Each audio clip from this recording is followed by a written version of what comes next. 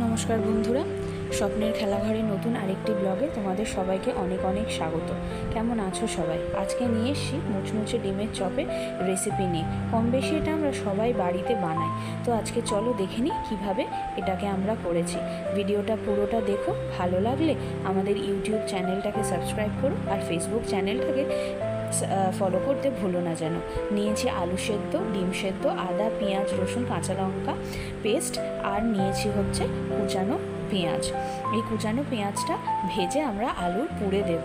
আর এখানে নিয়েছি হচ্ছে অল্প একটু ময়দা, তার সাথে ডিম, কর্নফ্লাওয়ার, নুন, গোলমরিচ দিয়ে ওটাকে ফেটিয়ে রাখবো। তাতে দেবো হচ্ছে অল্প একটু জল। এরপরে কড়াইতে তেল দিয়ে ভালো করে গরম করে নিয়ে তার ভেতরে দিয়ে দেব হচ্ছে পেঁয়াজ কুচি। পেঁয়াজ কুচিটাকে ভালো করে এখানে ভেজে নেব যাতে তার রঙটা একটু পাল্টে যায়। এখানে দেখো ডিম, ময়দা আর কর্নফ্লাওয়ার দিয়ে এতে আর গোলমরিচ দিয়ে আর একটু সামান্য জল দিয়ে লবণ দিয়ে এটাকে ভালো করে ফেটিয়ে নেব। ডিম বানানোর জন্য এটা আমাদের লাগবে। এইটা দেখো রেডি হয়ে গেছে। এই যে কর্নফ্লাওয়ার দিয়ে দেওয়া হচ্ছে। আজকে রেসিপিটা সম্পূর্ণ আমার শাশুড়ি মায়ের রেসিপি। আজকে ক্যামেরাটা আমি করছি, অন্যদিন নিজে ক্যামেরা করি, নিজেই রান্না করি। তো আজকে মা করছে আর আমি ক্যামেরা করছি আর কি। মাকে আমি টুকটাক একটু হেল্প করে দিচ্ছি, আর সম্পূর্ণ রান্নাটা মাই করেছে। তো এই দেখো এটাকে আমরা ভালো করে ফেটিয়ে নিচ্ছি সব মশলা দিয়ে। এবার একটু জল দিয়ে এটাকে ফেটিয়ে রাখলাম যাতে একটু বেশি হয়। জল দিলে কোনো অসুবিধা হয় না, ব্যাটারটা সুন্দরভাবে তৈরি হয়ে যায়। এরপরে দেখো পেঁয়াজটা ভাজা হয়ে গেছে, তাতে দিয়ে দিলাম আদা, পেঁয়াজ, রসুন, কাঁচা লঙ্কার যে পেস্টটা সেটা। পেঁয়াজ যেহেতু ডবল করে দেওয়া হচ্ছে তাই তো অল্পও দিতে পারো। এরপর এতে দিয়ে দেওয়া হয়েছে হলুদ আর শুকনো লঙ্কা গুঁড়ো। এতে দেওয়া হলো ভাজা জিরে, ধনিয়া গুঁড়ো শুকনো খোলায় ভেজে সেটাকে গুঁড়ো করে রেখে তারপরে দেওয়া হয়েছে, এবং এটাকে ভালো করে ভেজে মশলাটাকে খুব সুন্দর করে কষে নিতে হবে। এরপরে দেখো কষিয়ে নেওয়ার পরে এখানে সিদ্ধ আলুটা মা দিয়ে দিচ্ছে। এরপরে এটাকে ভালো করে এর সাথে মিশিয়ে নিয়ে আলুর যে পুরটা সেই পুরটা তৈরি করা হবে। এই আলুর পুরের ভেতরে ডিমটা দেওয়া হবে। এতে অল্প একটু গরম মশলা আর লবণ দিয়ে দেওয়া হলো যাতে স্বাদটা খুব সুন্দর আসে।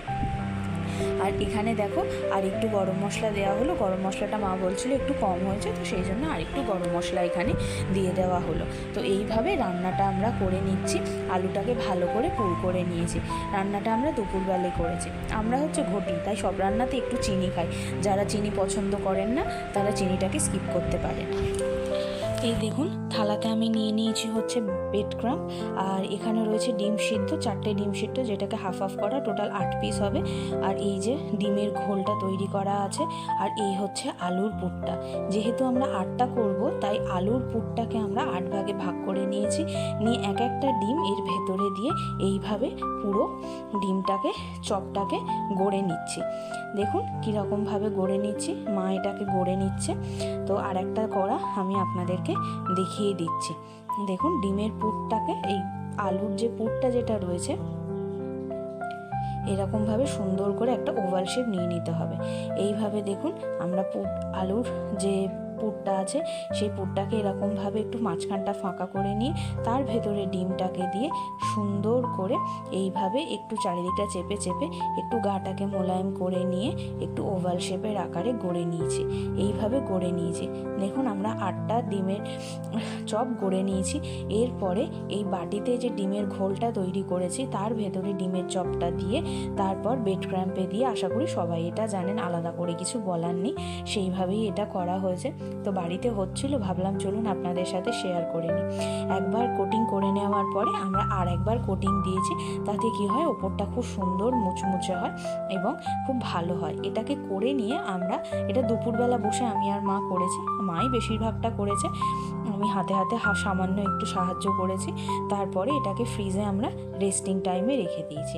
এই দেখুন আমাদের 8টা যে ডিমের চপ আছে সেই সবটা কোটিং করে গড়া হয়ে গেছে। এবার সন্ধেবেলা এটাকে ভেজে নেওয়ার পালা। ফ্রিজ থেকে বার করে আমি 1 ঘন্টার মতো রেখে দিয়েছিলাম। একদম মিডিয়াম ফ্লেম করে আমি এই ডুবো তেলে ডিমের চপগুলোকে ভেজে নেব। ভালো করে লাল লাল করে মুচমুচে করে ভেজে নেব। দেখুন আমি একসাথে 4টে দিয়ে দিলাম। এইভাবে খুব সুন্দর করে আমি ভেজে নিচ্ছি। দেখুন একটা পিঠ লাল হয়ে গেছে, এরপরে উল্টে দিয়ে আমি আর একটা পিঠ লাল করে ভাজছি। এই পাশে হচ্ছে ছোলার ডাল, তো সেটা কিভাবে করি সেটাও একদিন আপনাদের সাথে শেয়ার করে নেব। এই দেখুন একটা ডিমের চপ হয়ে গেছে এবং খুন্তি দিয়ে তুলিনি, এই স্প্যাচুলাটা দিয়ে, এই চিমটেটা দিয়ে তুলেছি, যাতে কি হয় সুন্দরভাবে এটাকে বেরিয়ে যায়, কোনোভাবে যেন ভেঙে টেঙে না যায়। এই যাচ্ছে হচ্ছে আমার 4টে ডিমের চপ ভাজা হয়ে গেল। আমি বাকিগুলোও ভেজে নেব। আর এই দেখুন তেলটাকে আবার ফুল ভলিউমে করে গরম করে নিয়ে ভেজে নিয়ে এই হচ্ছে আমার 8টা ডিমের চপ রেডি, যেটাকে আমি সস দিয়ে পরিবেশন করেছি। তো বন্ধুরা, আজকের ভিডিওটা এই পর্যন্তই। কেমন লাগলো ভিডিওটা কমেন্ট করে অবশ্যই জানিও।